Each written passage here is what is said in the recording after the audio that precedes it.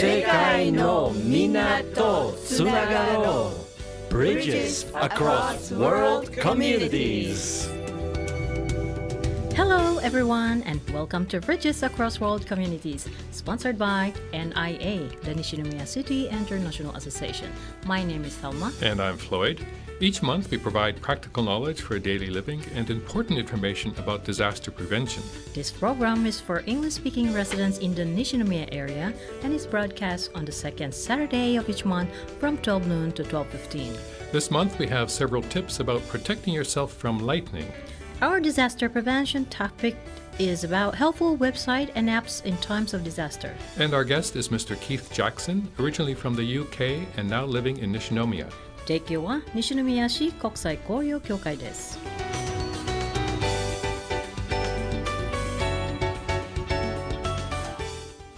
So Thelma, Hi. what have you been up to lately? Well, Floyd, our family has been spending a lot of time outdoors enjoying this beautiful spring weather. That sounds like fun. And, it leads us to this month's topic, protecting yourself from being struck by lightning while outdoors. Wow. And what are trying to ruin our few pleasures of our families still enjoy together? I'm not trying to ruin it. No, it's just that every year so many people are struck by lightning, and we need to talk about ways to reduce the risk. I mean, do you remember what happened last month? Yeah, and on April 10th, lightning struck on a schoolyard in Nara Prefecture during an evening soccer practice, right?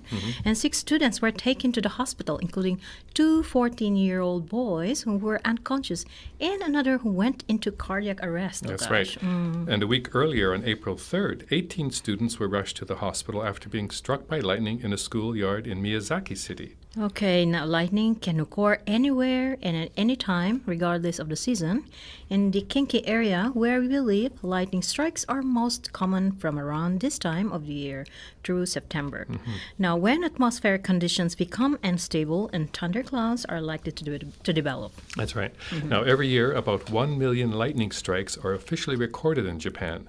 And of those, about 130 are considered lightning accidents that involve people. And they cause thousands of injuries and around 10 to 20 deaths. Yeah, you are likely to be struck by lightning when in open areas without any tall structures. So be careful when in schoolyards or on the beach, at a campsite, golf course, or any outdoor event. Yeah, and that includes the Kansai Expo too. So how do we protect ourselves from lightning?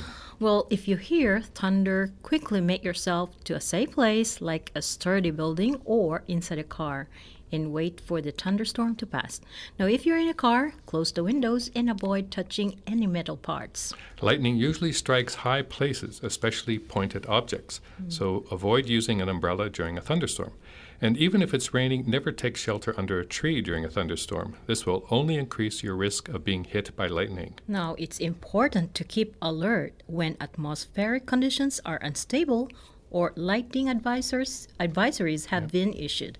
Now, cold winds and rains accompanied by a sudden darkening of the surrounding area can be a likely sign that thunderclouds are approaching. And if a lightning advisory has been issued, you might want to refrain from going outdoors and consider changing your schedule. Now, here's a good tip. If you're caught in a thunderstorm while outdoors and there's no place to shelter, protect yourself with what's called the lightning crouch. Lightning crouch. Yeah. So keep your feet together, bend your knees, lower your posture, and stand on tiptoe to reduce contact with the ground. Yeah. Wow. Also, cover your ears with both hands to prevent damage to your eardrums. Yeah, it is usually considered safe to resume outdoor activities if you don't hear any thunder for at least 30 minutes. But to be extra cautious, use your phone to check current weather information from sites like the Japan Meteorological Agency, and that way you can view local weather radar and confirm there are no thunderclouds still headed in your direction. Yeah, if someone is struck by lightning and has stopped breathing or is in cardiac arrest, immediately ask for help and call for an ambulance. And if there's an AED available, use it. And if there isn't any AED, immediately start cardiac massage or artificial respiration. Earthquakes, typhoons, tsunamis, volcanoes, floods, lightning. There are so many kinds of natural disasters in Japan. Let's protect ourselves by being well prepared with the correct information and mindset. 7.7 Sakura FM. And we'd like to welcome this month's guest, Dr. Keith Jackson. Well, thank you. It's a pleasure to be here. Thank you for inviting me, and please call me Keith. Okay, Keith. Not Keith Sand, just Keith is fine. Now, with these interviews, we usually start out with and ask our guests, like, what brought you to Japan, and how long have you been living here? Right. Well, I should say, first of all, I never had a plan to come to Japan. I'm from the UK, as you said, and I was focusing my life and career in Europe. But then my then partner was transferred by her company to Japan about 10 years ago. And then it was supposed to be for maybe 1 or 2 years, and then it became more than 2 years. And so I decided to come over and join her here in Japan. So initially you stayed in England? That's right. Which part of England? I was living in London at the time. Okay. Yeah. And so I came over and decided to get a job. I was offered a job here, and so I stayed, and I've been here mainly ever since. So what were your initial reactions when you came here, or your impressions? Well, there's many impressions. I'm very open-minded. I've lived in different countries anyway, not in Europe, not in Asia, so I see it as an adventure anyway. One thing I enjoyed, because my partner at the time and we were living in Switzerland, and there's a lot of mountains and lots of beautiful places, but I grew up near the sea, near Liverpool, and one thing I first enjoyed, particularly when we moved to Kobe, we lived in Kobe for Sandomir, was I could see an horizon again. Yes.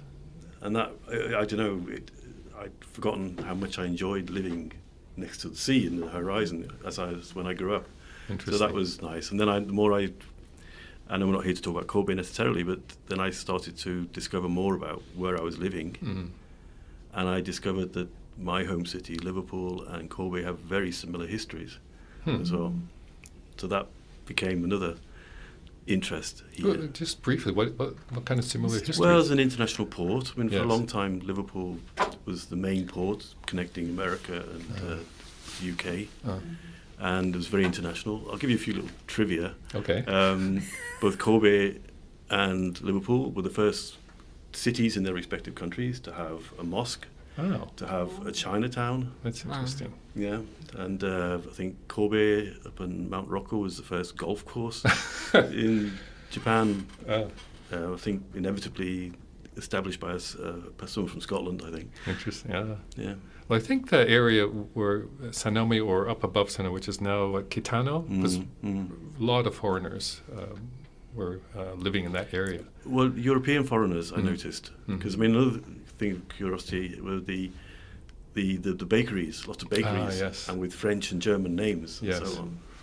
So I've been living in a German-speaking country before coming here, and so it wasn't home from home at all. But it's just very,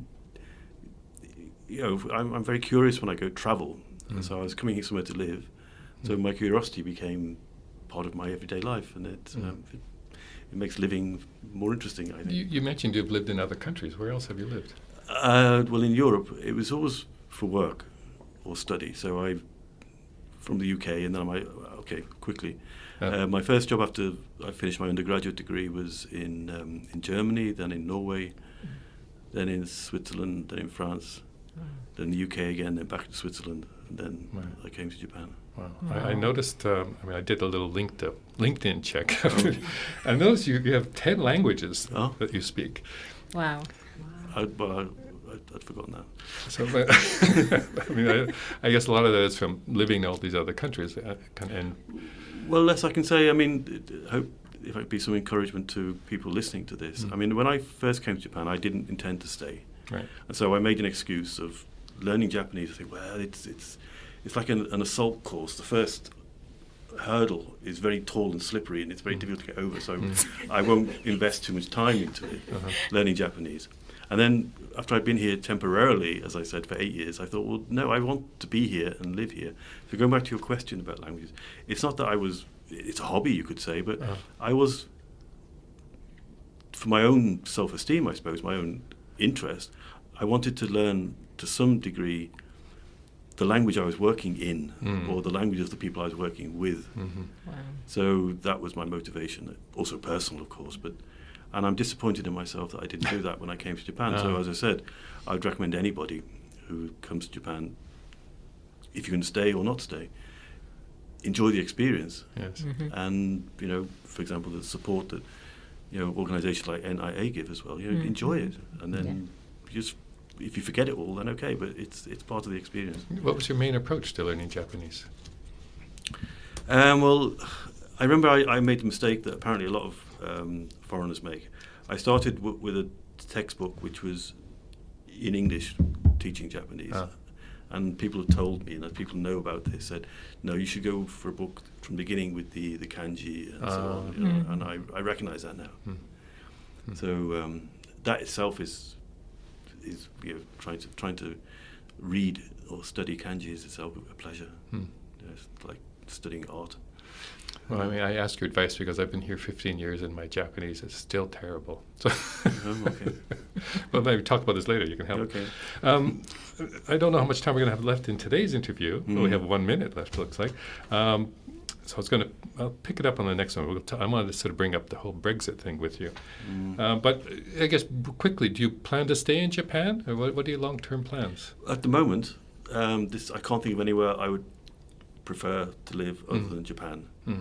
But I also have family in the UK, so I will use my status now. I've stopped full-time work in Japan. I'll use the time I have to divide my time between the UK and Japan. But I live in Japan. This is where I want to be for a variety of reasons. Okay. Well, I think you're going to have a good time here, and we're glad you're going to be staying here. Well, thank you. But like I said, we're short for this month, but we'll pick up the second half of this interview, and we'll continue next month. Thank you very much indeed. Thanks, Keith. Bosai Joho desu. The Japanese government has compiled an extremely useful 4-page leaflet titled Helpful Apps and Website in the Event of Disaster. It's available in 14 languages, including English, and makes it easy to access Japan Meteorological Agency's disaster information website, the Safety Tip app, and also the NHK World Japan app, simply by scanning QR codes. These sites are great sources of checking the latest weather and disaster information. The leaflet is available at www.bosai.go.jp/kokusai/web, and it's a good idea to download and print the leaflet and keep it someplace handy. And it's also a good idea to download and install the apps in advance. Nishinomiya City has its own multilingual website with local disaster prevention information provided in English, so be sure to check that one out too. Here's something that should be fun. On Sunday, June 1st from 1:30 to 3:30 p.m., NIA will be hosting a haiku event. Haiku is a short, 3-line Japanese poem with a 5-7-5 syllable structure, often focusing on nature or a brief moment in time.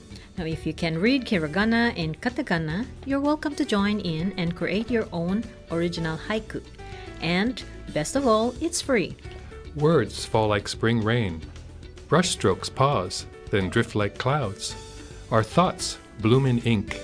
Wow, Basho sensei, ありがとうございました。Now, for application to the haiku event, consultation services, or any other inquiries, contact NIA at 0798-328680 or send an email to nia@nishi.or.jp.